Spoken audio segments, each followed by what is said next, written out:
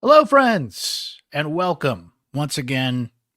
And this is the final training camp edition of Syracuse Sports. It's time for real football. Syracuse and Ohio. Woo is right, Emily. We'll meet on the JMA Wireless Dome field next Saturday. It is week 0 in college football. We will have some college football on this weekend. Georgia Tech, Florida State, heading over to Dublin to play in Ireland. And then real football will be here, friends. Today was the last training camp practice for the Orange. We've got depth charts to talk about. We've got final thoughts from Kyle McCord to discuss about camp. We've got some great questions from our Syracuse Sports Insiders and comments from you guys, what you think fair expectation is for the upcoming season. Some great questions from you. And if you're not a Syracuse Sports Insider, you got to get on board now. If you were during training camp, you were getting camp updates from Emily, Chris, and I. You were asking us questions, what you wanted us to ask players and coaches, and our overall observations and thoughts on training camp. But never too late to become a Syracuse Sports Insider, getting all the information during game week, all the information we get about the teams, the questions and comments that come from you guys. As real football comes, that'll roll into basketball and just all the insider information that you get by texting the word orange to 315-847-3895. We'll do all that. Plus, I want to hear about Emily's reporting process and some things she learned about Fran Brown and a spectacular, not only feature on syracuse.com, but a couple really cool videos that you can check out as well. And I hope you got a chance to see our Sopranos-themed trailer put together by the legend Scott Trimble. That was a great idea, Emily. And as a fan of the show, I think you guys did it justice. Yeah, that was all Scott. And it's kind of unfortunate. We have a longer cut, like a full minute and a half cut to the full song. But because of licensing rights and stuff, we have to be careful about what we share. So the 30-second clip was on Instagram and usable. So Scott trimmed that down. But the full cut was really cool too. And it was great for SU to be flexible, and we filmed those bits of Fran kind of just a week ago, kind of to wrap that up, and so it turned out really fun. I've seen the full cut. It is pretty cool. I know a guy. You want to see the full cut? Let Uncle Brent know. Maybe I can hook you up a little bit. So a lot to go over here, Emily, and camp is over. I'll start with this. Just can be any number of things. It could be one thing. But per the title of this podcast today, what we learned about Syracuse football during training camp. So what did we learn about this team during training camp that maybe we didn't know a few weeks ago? Anything pop to mind there? That if there's one thing Fran's going to be a little stingy about telling us, it's who's on the depth chart before the depth chart releases and who's making a push for some of those those backup spots. Yeah, that was the one thing we never really broke him on, though today we did get Dale Williams to tell us exactly who the first string O-line is, and not to toot our own horn, but we have had that right for 3 weeks of camp. So I feel pretty great about that. But yeah, it'll be interesting to see. I did confirm that we will get a depth chart on Monday, either right before or a couple hours before Fran speaks at 1 p.m. I believe is when he speaks on Monday. But that was the one thing that we tried a couple different ways, a couple different questions, a couple different people, and everyone was pretty, there's a lot of guys making a push, or they're both still competing and stuff like that, particularly when it came to the backup QB battle, right? Like we never got like a super definitive answer. We just kind of decided for ourselves based on what we were seeing, who we thought was my the backup. favorite was Nick Williams, the edge coach. He's like, there's no depth charts here. We're all just one big happy unit, right? There's no starters. Yeah. There's no second team. And yes, there is. But I actually have 5 that I'm going to do quickly. Oh, wow. And our Syracuse Sports Insiders, you guys get it first. You guys got it this morning as Emily and I were sitting at a now very busy recess coffee just off the Syracuse University campus with everybody back coming in for the start of school. And I banged out, it's Top 5 Friday for our Syracuse Sports Insider. So here's what I told them, Emily. Top 5 takeaways for me. MJ Jr. potentially slotting in to that QB2 spot. Now, look, I think there's going to be the word or on that depth chart. We're going to share Emily's depth chart here shortly, and there is an or there. But the fact that he can come in a short period of time and potentially work his way into being the second team quarterback, I mean, it shows you the opportunity that was there, certainly, because they didn't really have a strong number two, but also that he came in and showed enough in a short period of time that the job could be his. Number 4 was Marcellus Barnes Jr. locking down a spot at cornerback. And look, the best players get on the field. He's a freshman, but Emily, we heard it from Joe Schaefer. We heard it from Elijah Robinson. We heard it from offensive players we talked to. Everybody says how mature Marcellus Barnes Jr. is. Fran Brown has said it, of course, working in that secondary group as often as he does. So to see a freshman come in and lock down a spot, it's not something you see all the time, right? But it just shows you the opportunity that's there for these guys. Savion Washington and Demetrius Weatherspoon, as they call him, Big Spoon, very, very large humans. It doesn't guarantee the offensive line will be better, but Emily, as Dale Williams confirmed today, those guys on the edges, one would infer that the offensive line is going to take a step forward if those two are healthy and the bookends of where you need to be. Yeah, I would agree. I mean, I've said this, I think, in passing a little bit, but like I do feel pretty confident the O-line is going to be better than we've seen it. And even if they have to dip into some of those number twos, right? Those number twos now are guys who have real game reps like Enrique Cruz and Josh Iloa, and not guys who are freshmen or don't have game reps or only have like late game reps. So the depth there is better. And I think that overall should be a stronger position group, or at least a more consistent position group than it has been the past 2 years. Second thing for me was Zeed Haynes is going to make plays, lots of plays. Get ready for that. And my top thing was as simple as I can put it. They look like a football team. They're bigger, they're stronger, they're faster, they're deeper than really any team I've seen in recent memory. And part of that is the offensive tackles we mentioned. You have a Fidel Diggs on the defensive line. You add in receivers. You have 2 or 3 really good running backs, right? Guys that have come back to add into the additions. A freshman can start or at least have a prominent role at cornerback in Marcellus Barnes Jr.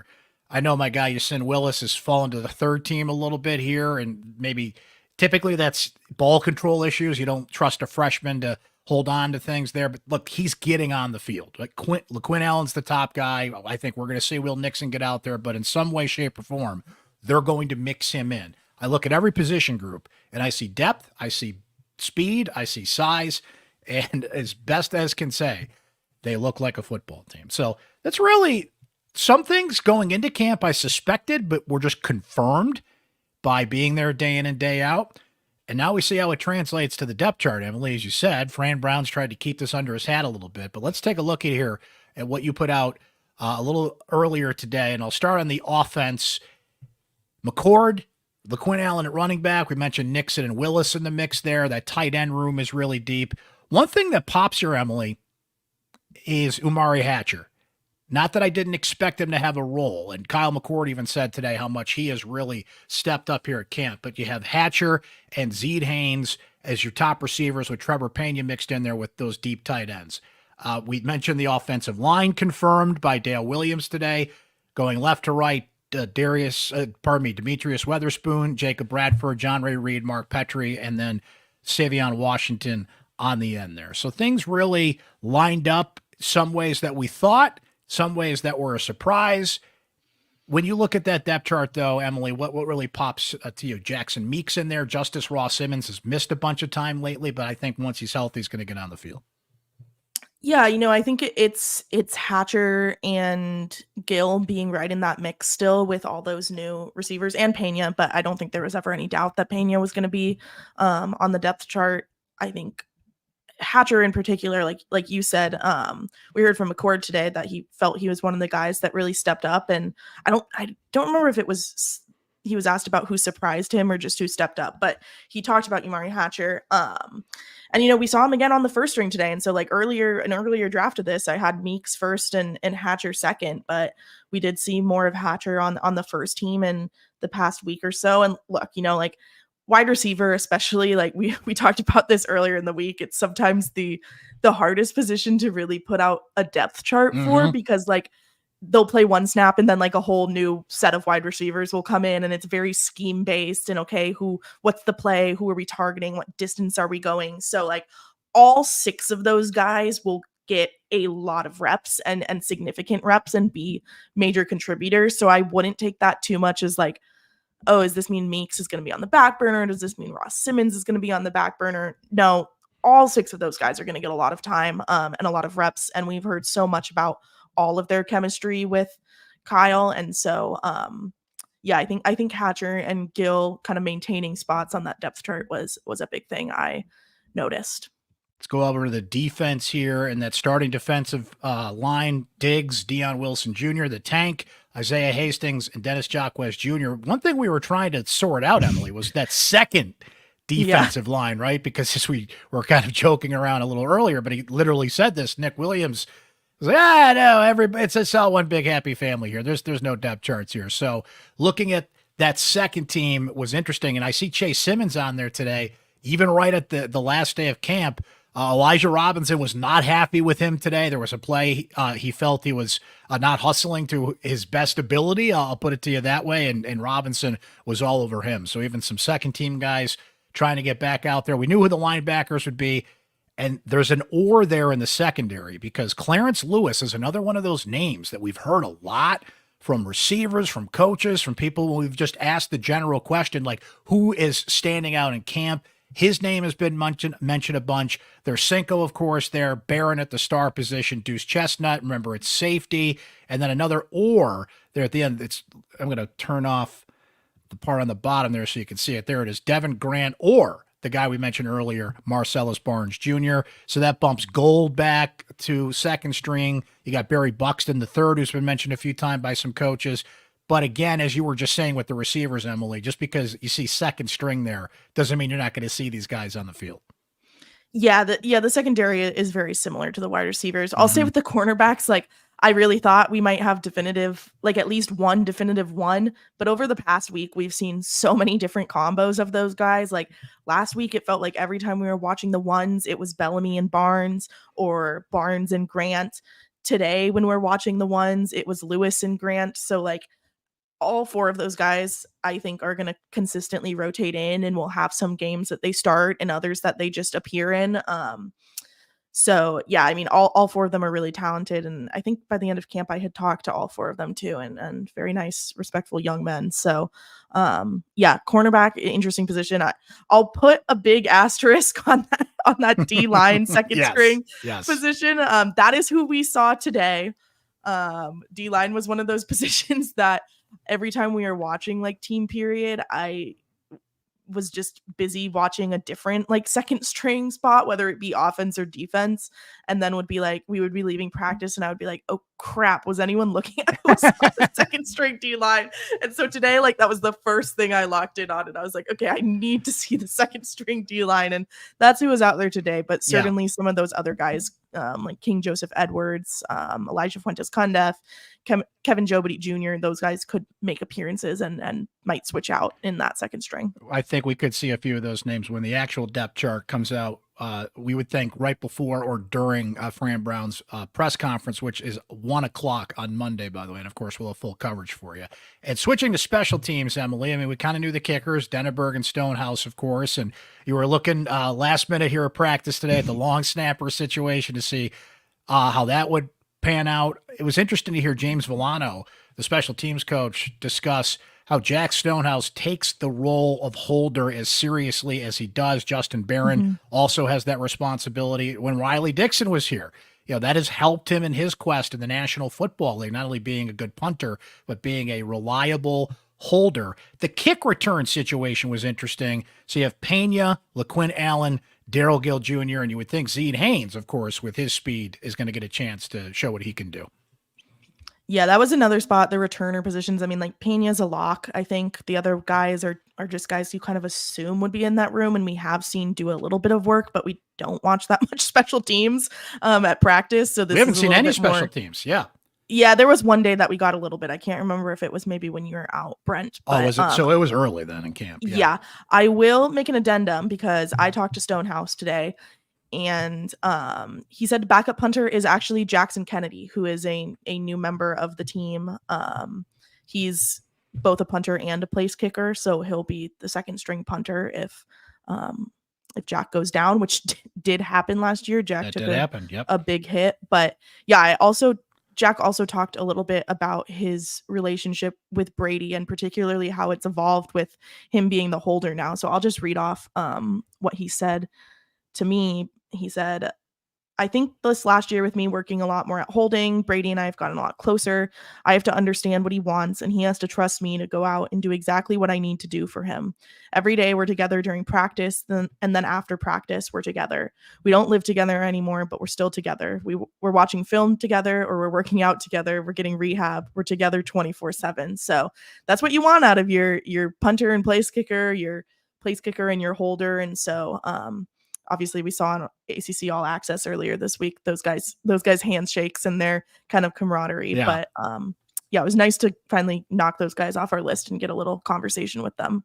I don't know if Stonehouse told you this. You talked to Jack, and I talked to Brady Denenberg today, and he said those guys got kind of close with the ACC Network crew that was there for All Access. They kind of became buddies. You mentioned they showed kind of their handshake antics, and special teams guys always tend to be kind of some of the quirkier guys on the team and the funnier guys on the team. I thought that was fun. I think Brady's going to be sad to see his friends, the camera crew, move on once episode 3, the final episode of the series, airs on Monday night. We talked to James Vollono today, the special teams coach, and Emily, there's one thing in particular he said that really stood out to me. Here, and it's hard to say because I feel like we've got a good core, and it's over a dozen guys that you would say, hey, these are the core special teams guys, but that's also Marlo Wax and Justin Barron, who are defensive big-time starters. Aronde Gadsden is going to start on multiple special teams, and he's one of the premier tight ends in the nation, right? So you're going to see a lot of familiar faces across the board. It's not going to be one individual guy. But I will say this, the reason we're going to have a ton of success is because of what Chad Smith and the rest of the strength and conditioning staff did for our players. We're going through stuff now at a lot of places I've been. You get to the special teams period and guys are gassed, and now we're in it and guys are flying around, and it's because they came in here ready to play, and that's a huge credit to our strength and conditioning staff, Chad Smith and those guys. That's a theme we've heard in other position groups, but to hear the special teams coach say that, like, no, there's no break here. When you get to the special teams time, guys are still flying. That's been a big difference in camp. It was a huge difference in spring camp, but certainly worth circling back on the job that Chad Smith and company have done, and a number of players have commented on that. And here you have a coach kind of validating it. So interesting to see that we talk so much about scheme and coordinators and the things that are right in front of us, but Chad Smith and that training staff also have a huge role in how this team is going to be successful if they are going to be. I thought you were going to play his little joke about, well, when you see Kyle McCord out there on special teams, that all of us laughed at, because that was a good one. I mean, you'll see lots of starters out there, but you will not see Kyle on special teams. Aronde Gadsden's going to have a big role, and Marlo and Justin Barron and some names that you know. But yeah, when he said McCord, my heart skipped a beat for a second there. But it was funny. Funny guy, James Vollono. Yeah, funny guy. It's funny. Don't get me going on the Goodfellas clips, because I just won't stop.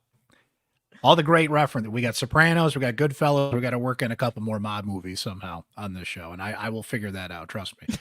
Why don't we do this? Let's listen to a couple of things Kyle McCord said, and then I want to pick Emily's brain a little bit about the terrific feature and videos that she put together about Fran Brown. If you have not read that story or seen those videos, please make it a point to do so. But here's QB1 just on how he thought camp went now that it has come to a conclusion. Yeah, I thought we had a really good camp. I feel like we picked up where we left off at the end of spring, and then took a lot of steps in the right direction. So I think we're right where we need to be. And then now I think the last kind of week of preparation, just polishing things off. One name we heard a lot was Zeed Haynes. Why did he establish that connection? I think just a lot of reps. He's a guy who just loves football, super talented, and just a student of the game. Loves to talk about what I see on certain plays, what I want him to do with his routes. And so that makes my job easy. And I think when, like I said, you pair that with, just his freakish talent, you're a really good player. And one more here from McCord, one name maybe we didn't hear as much of, but needed to, particularly with the answer that McCord gives here, is Trevor Pena, now fully healthy and a part of this offense. Trev had a great spring. Really was probably the most consistent guy in offense in my eyes. A veteran guy, and I feel like he's kind of the Swiss Army knife of the offense. Can move him around in different spots, can do a lot of different roles, and so I think what he's given us is just another layer to the offense that I don't know if they had in years before while he was injured. But he's had a really good offseason, and I think he's due for a really big fall. Swiss Army knife is a great description. I think safety valve's another good one, Emily. And look, Zede and Jackson Meeks and these receivers and OG, they're all going to get the ball. They're all going to make plays. But one of the key missing ingredients from the offense last year, as much as you would, and it certainly does get attention when you lose both your quarterbacks, right? And you got Dan Villari and LaQuinn Allen out there running that kind of MacGyver, jerry-rigged offense that they did. But no Trevor Pena. Like, that was the first kind of building block you took out of the Jenga tower that started it to start to fall apart. Yeah, I mean, that's like, and we hadn't even really thought of it. Like, that's kind of how undercover it was, like, just like how talented he was or how important he was going to be in last year's kind of schematics, until someone told me, like, pretty late in the season, someone on staff was like, no, like, Trevor was going to be like our number 2 guy. Like, he was going to have a lot to do in this offense, and that really messed things up. And that explained, I think, a little bit why they forced him back into that one game that he played, and we were kind of all like, what's going on here? Is he going to be back? And then he just ended up not playing again in the season. Clearly they were thinking that this is someone we need, maybe we can get him back in here, and he either just needed another week or two and they didn't have the time to give it to him, or he just was never going to be ready for the season last year. Changing gears a little bit here, Emily, I want to give you the floor a little bit. You wrote a great piece about Fran Brown, and the videos that accompanied it from Scott Trimble were terrific as well. You talked to a lot of people. You guys went to Camden, New Jersey, right there. We've heard so much about Camden and Jersey and all the Jersey guys, and you were there and were a part of it and got to really experience it. So what were your big takeaways about Fran Brown and the people that you met that were important to him in his life and how it has shaped him to this moment? A week from tomorrow, he takes over officially in coaching his first game at Syracuse University. I mean, really, like the overarching thing is just that, like, nothing he said here has been BS. Like everything he said in that introductory press conference, the things he said since that we've overheard him say to players, that I've heard him say to fans at different events and stuff like that, things he said to us, like, he is a really genuine guy. And like, we've always been like, oh, that's what we hear from the recruits. Like, you take that with a grain of salt. Like, he's recruiting them, whatever. Like, but like, he was the same person in front of his family, comfortable in his family home, chit-chatting with us that he was every other time I'd spoken to him prior. And like that authenticity is very real, and like, you just feel immediately welcomed by like their whole family. Their whole family is so sweet. I mean, Tierra is wonderful. I'll talk a little bit more about kind of how she helped get this all in motion a little bit, or at least the trip part. Their daughter Ivy, who you got a little bit of a glimpse on All Access earlier, she is adorable and is just a little bundle of energy, and just had a birthday recently. Just had a birthday. Yeah. She is 3 now. Yes. And I think it's really sweet hearing how much she reminds them of Fran's mom, and obviously that's a big part of the story, is her passing and her influence on him. But yeah, I mean, great family, very authentic man. Yeah, I think that was my biggest takeaway, is just that like he can really fit in any room, and like, he's not like chameleoning himself into those rooms. Like, he's just presenting himself as he is. And I think that's really valuable in today's kind of college football landscape, and dealing with younger kids and like my generation, like Gen X. Like, I think we really, or no, not Gen X, Gen Z. Oh my God, why did I? Yeah, that was I'm Gen X. Gen Z. You're Gen X. I'm Gen X. Getting all my letters confused. I've looked at a lot of words this week, many times, but just his authenticity. I think that's really the big thing I came away with. I mean, even today I went up to him after practice. I was like, you get a chance to read? Did you enjoy it? And he's like, of course I enjoyed it, like, and was super nice about it. And all of that. And yeah, I was really grateful to him and his family for opening up their home, obviously. And hopefully we get to talk to him a lot more over the next year and more about football as well, now that we've kind of established a relationship.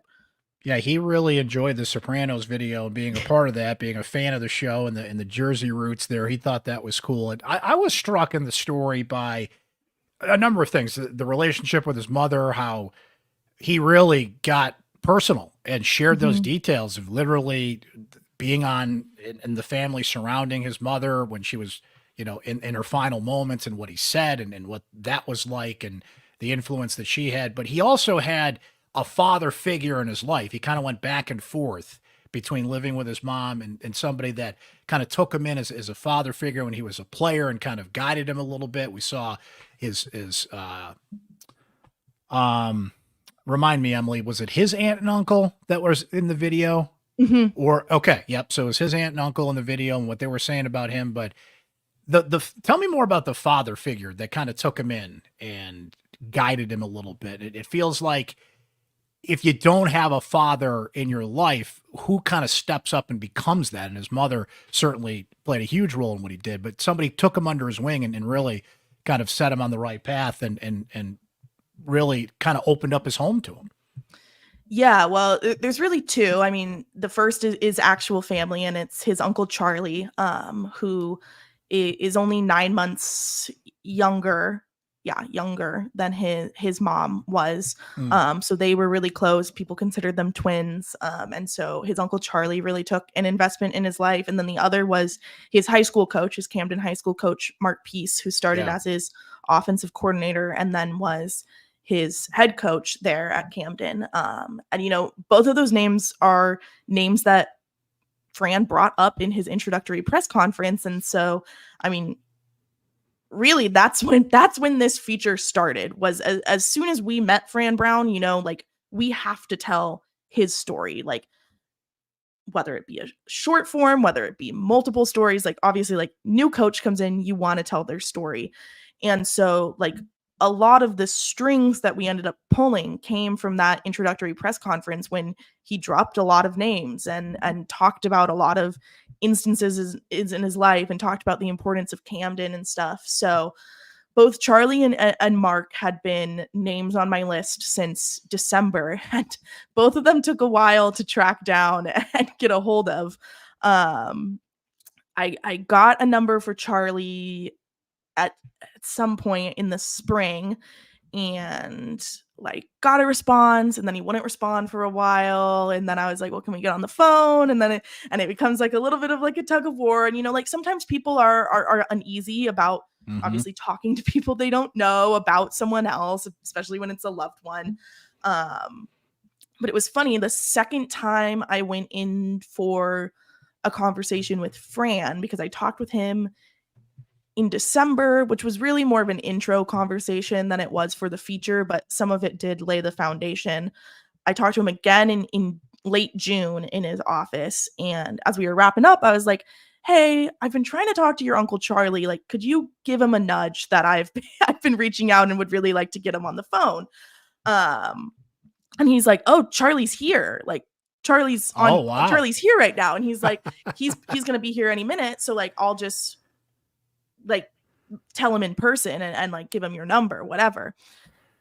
And so then I'm walking out and Fran's like, oh, actually, they just told me that Charlie's downstairs. I'm going to grab him. And so Fran ended up introducing me to Charlie there, and I met him. And then it ended up just being that we didn't talk until we got in person, and that setup came later. But yeah, I mean, Charlie played a big role. He's a former Marine. He served in the Gulf War, the Persian Gulf War. Came home, immediately got Fran into sports because he saw his passion for it and his love for it and his raw talent. You got that really nice, one of my favorite anecdotes in there of them playing with the pillows and running through, and him learning how to tackle through, which is something Fran's taught both his sons, he said, and that's kind of like a little drill, a little lesson that he's gone through with them. Charlie became a police officer, so he was really someone that like Fran could look up to as a role model. And he lived with him off and on, and Charlie took care of Fran's mom while he was at college. So that was one aspect of it. And then Mark became Fran's coach his sophomore year of high school. Fran was starting quarterback and Mark was offensive coordinator. And, you know, obviously that's a very special relationship between an offensive coordinator and a quarterback. You got to be really in tune, really in sync. And they just really took a liking to each other immediately. And Mark was only about 10-ish years older than Fran at the time. I mean, like Fran was 15, 16, and I believe Mark was in his mid-20s coaching, and they just grew really close, and Fran saw him as an example of a life he wanted to live. Him and his now ex-wife, Gail Counts, who I also talked to, and she just didn't make it into the story, which happens with stuff like this. But Mark bringing him in, I think, was really a turning point, even though Fran did have to redo those years of high school, or that 1 year of high school, because it really showed him a lot about kind of just like a home life that he didn't have before. You know, I mentioned there the allowance, I mentioned the curfew, just having a little bit more structure in his life is something that obviously he's carried on, and we see in some of the rules he's established for his Syracuse players and just how he runs his own family. So yeah, Charlie and Mark, I think, were always characters we really wanted to have in this story, and who did end up obviously being main characters because of their kind of roles as those father figures for Fran. I appreciate you sharing that, and I think everybody that's taken in the pod, you're getting a real kind of behind the scenes look here. This started at Fran's press conference, and the word it's a process. You call people and you make connections. You need a little luck on your side, like, oh, Charlie happens to be here. It's somebody you've been trying to get a hold of for a long time, and sometimes you just need somebody, in this case Fran, to kind of vouch for you, because people are going, okay, well, you're a reporter, well, what do you want to know? And sometimes people will ask you, like, well, what kind of story are you working on? And you don't always know. Like, you can tell them, like, I'm working on a profile of Fran. He's the head coach here. We want to really get to know him and tell our audience who he is. And you really have to gain people's trust. And then one interview leads to the next, and you learn something new, and it just takes you down all these different paths. And then you got to sit down and put it together. And you work with your editors to kind of like put together as best of a piece as you can. And everybody involved did a spectacular job. It was a great story. I really enjoyed it. And anytime you can learn, and in this case, many things, and you can learn anything new about this person who's been covered a lot since he came in. Everybody kind of wants to get to know the new head coach here, but right on the eve of the season here, if you will, to know that about Fran and what you said, how consistent he's been with the media, with recruits, with fans, in media, whatever the case may be. Like, he has been, the one word we keep hearing from people is how genuine and real he is. And look, we're reporters. We can be skeptical sometimes. I've heard things about people and they're not the way they're described to me when, the cameras are off, if you will. So far, Fran has been the opposite of that. He's been that same genuine, real person so far. We'll see how things go once, the bullets start flying and they're playing football, and how people react. Ultimately, that's the ultimate judge here, as we're going to get into some comments from our Syracuse Sports Insider shortly. But really enjoyed the piece. And folks, if you haven't read it, make sure you please do. It's on syracuse.com, of course, and the videos on our Syracuse Orange Sports video page as well, with Fran, and the one with his wife. It was great. You get the story of how he courted her and basically like stayed on the phone with her all night and wouldn't get off the phone until she agreed to be his girlfriend. And, here they are years later and still together. And like you said, raising a great young family as well. That's been fun to get to know them a little bit. Great job, Emily. Appreciate you sharing those tidbits as well on the story, which a lot of blood, sweat, and tears went into that one, but was certainly worth it. A terrific job by all accounts.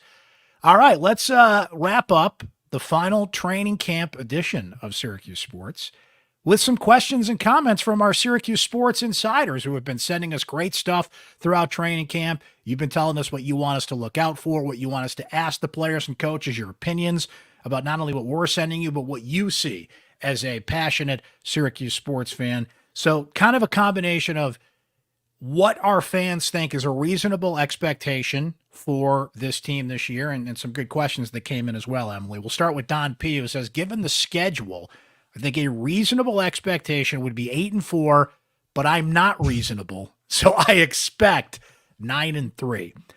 I feel like, and I'll do this comment too from Q's Endzone, who says the floor is 6-6, 10-2 is possible, but they see them at 8-4. I feel like Fran has to make a bowl game with all the talent and that schedule, or he's going to start to lose some of the fan base. Emily, I feel like 8-4 is kind of the median that's developing here. I think a lot of people see a 6-win team last year, given all the injuries and just the situation that they went through. Improvements, talent brought in, transfer portal, they're better, they're bigger, they're stronger, they're faster, they're deeper. A lot of people look at the schedule as favorable with no Florida State and Clemson. So I'm not doing like a full season preview here, but I feel like 8-4 is the record I hear the most. Is that the one that pings with you as well?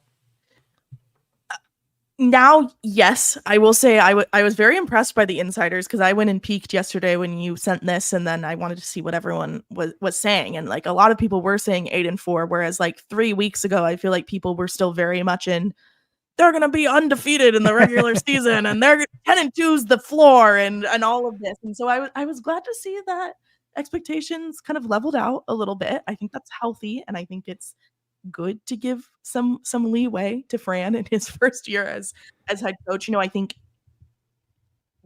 we haven't really made formal predictions yet, but like 8-4 is pretty much where I land. I think Same. I think I would agree with that kind of assessment, that like 6-6 is probably the lowest you want to be.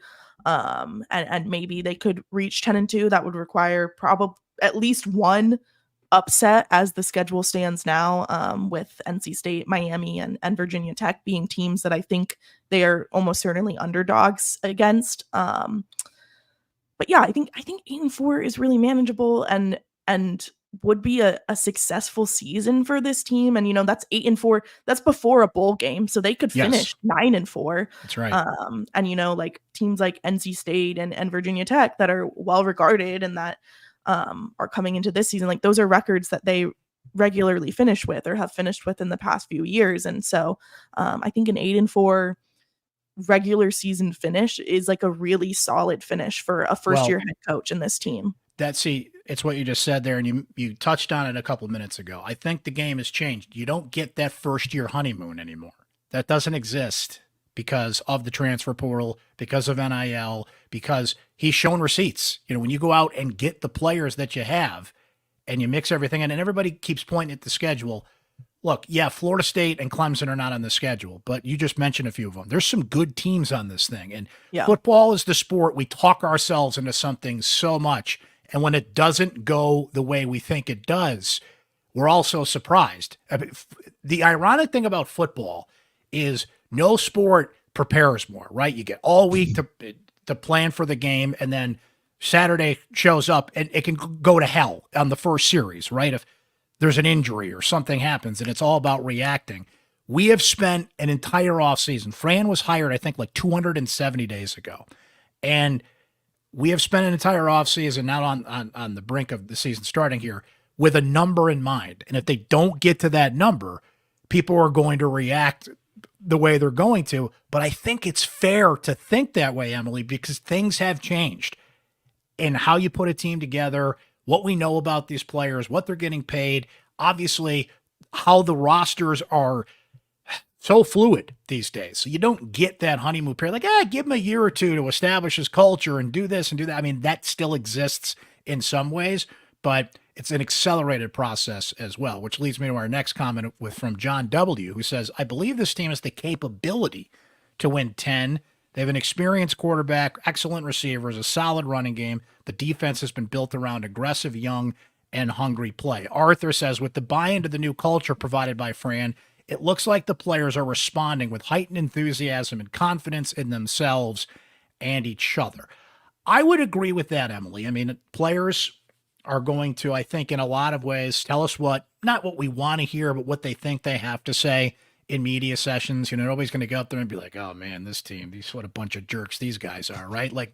But I feel like it has been genuine for the most part. And the little clues about who's hanging out with who off the field and when they had to live in the same dorm for a little bit, and just the things you watch for, who's staying after practice, and just little details that could only come from, I think, genuine connections that these guys are making. Whereas in past years, and I'm not going to pick on anybody here, but I know they're just telling me what they think I want to hear. These guys, I think, are careful about what they say, but I think it's been pretty genuine what they've done to not only form bonds on the field, as Kyle McCord was saying, with all the extra time he put in with a guy like Zede Haynes, but what they're trying to do off the field, and hope that all carries over as well.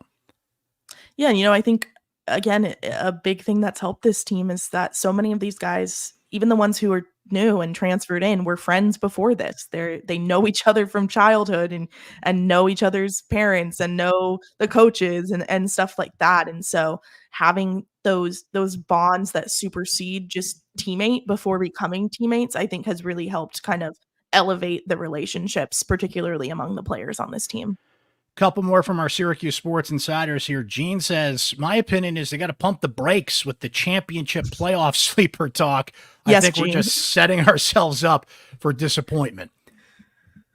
That 12-team playoff does provide a little hope, but that's still, you have to be the second team in the ACC to get in. That's going to be really freaking hard to do. Okay, so I would agree with that. There is a path there, but the ACC got left out of the college football playoff last year. So with an undefeated team. With an undefeated team. So even with a 12-team playoff, like getting to maybe like 2 is already going to be a push. 3 is going to be a stretch. Like, I don't think 3 is impossible. I could see 3 ACC teams making it in, but it's gonna be a push, and Syracuse would have to have like an exceptionally good regular season and beat at least 2 of those 3 kind of sleeper teams for the conference that they have on their schedule. That NC State game is so huge at Carter Finley because Syracuse starts off with 5 straight games indoors. There's 4 at the Dome, and then the 5th game is at UNLV in Vegas at Allegiant Stadium, right? So if you can have success there, that sets up October 12th, Carter Finley, NC State. That's a huge college football weekend, by the way. There are so many monster games going on that weekend. You can look at the schedule. Syracuse can punch up, if you will, we think, at this point, because NC State's a really good team. But think of all the things that have to go right. Injury-wise, you've got to pull off 2 big upsets. But in a perfect world, Emily, Gene's telling us to pump the brakes, but if you want to dream big, that last game of the season, Syracuse-Miami, if they do what they're supposed to do and Syracuse, frankly, overachieves beyond what we think they can do, that game could mean a lot. I'm not saying that a spot on the playoffs on the line, but there could be some ACC implications. And like that game feels like it could be big, but a long way to go between here and there. We'll see. My guy, Rock and Ron. Now, we've got to get Rock and Ron back on the voicemails.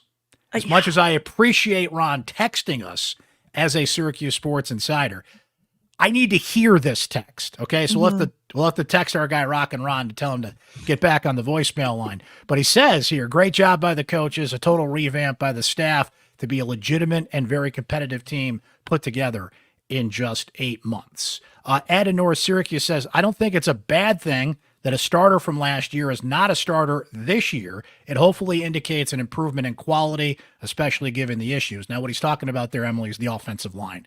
I put out that text earlier to our Syracuse Sports Insiders about what Dale Williams confirmed was that first-team offensive line. We've got a lot of fans of Enrique Cruz amongst the Syracuse Sports Insiders, the Syracuse tailgate guys that are so passionate about what they do, and their guy Enrique, who's second-team right tackle now. But as Dale Williams said today, I'm going to put the best guys on the field. It's nothing personal. And as we've seen in recent years, Emily, second-string offensive linemen get on the field. There's guys that get banged up, that get shifted in one way or the other. Like, just because you're not first-team offensive line doesn't mean you're going to get out there. Right. And the way he talked about it too, right, it is it's really a top 10, and it's not like a first string and a second string, in the sense that, like, let's say Cruz is the sixth guy, or you mentioned Josh Iloa too. Like, if they're 6 and 7, those are two guys that might play multiple spots on the line. And if Petrie goes down or Bradford goes down, like, Iloa could move over from center, where he's projected to be the backup right now, or Cruz could move in from right tackle into right guard, which we did see at one point this fall camp. And so, yeah, I mean, those guys will stay on the field. Usually, I mean, offensive line's a little bit more of a position where you do want to be training them as a unit and keeping as many as you can together. But there's always reps that someone has to run in for, something happens, a guy twists his ankle or something like that. For sure. So you will see those guys. And again, like I think I mentioned earlier, like the fact that the second string offensive line is now guys who have played a lot of real game reps over the last 2 years for Syracuse is good. That is a good thing. We've gone long here, but a couple more because you guys sent in some great stuff. Andrew T says, should we temper expectations on the potential offensive production, or is the defense dominating more a symptom of them finally getting adjusted to the new scheme? So what Andrew's reacting to there is, when we saw open period today, Emily, defense ruled the day. And it was more, McCord had time to throw but couldn't find anybody. I think the secondary did a great job locking down the offense today. And counting in real time, it would have been a sack or a throwaway, right? Sometimes in practice, it kind of deceives you because you're just not going to have that much time to throw the ball. But what Andrew says at the end there, I think, is what applies here and what we're talking about at the end of camp. These guys are so used to each other by now that the defense will catch up. They kind of know what they're seeing. They know what the offense is working on. And yeah, the defense won when we were in there, but that's not to say the other things we've heard about Zed Haynes making plays and other guys making breakaways, and the days the offense has won, how successful they've been in scrimmages and in live time as well. So, Andrew, I would take it as nothing, as we're at the end of camp, and these guys just need to see another team on the other side of the field. And I'll close with this one from EFS 1925, who says, who are the SU alumni and especially former players who have spent the most time with the SU coaches and team thus far? Keith Bullock is a name that pops. He was at practice for a few days. He was at the scrimmage last Saturday. Rob Drummond's been around the team a lot. We didn't see as many guys around. There's been some here and there in the fall, Emily. There was a lot more in the spring when everybody was kind of getting to know each other again, and the players got the message they were welcome to be around. That is still a message that Fran has sent out there, that he wants former players around. We've seen more online support. We've seen the formation of the Syracuse football NIL as well. I feel like starting next Saturday at the Ohio game, you're going to start to see a lot more familiar faces, either on the sidelines, in the stands, up in the boxes, and you can see a lot of players around that maybe weren't around before. But in terms of guys working directly with the team, Bullock's put some skin in the game. He was out there coaching those guys at practice last week.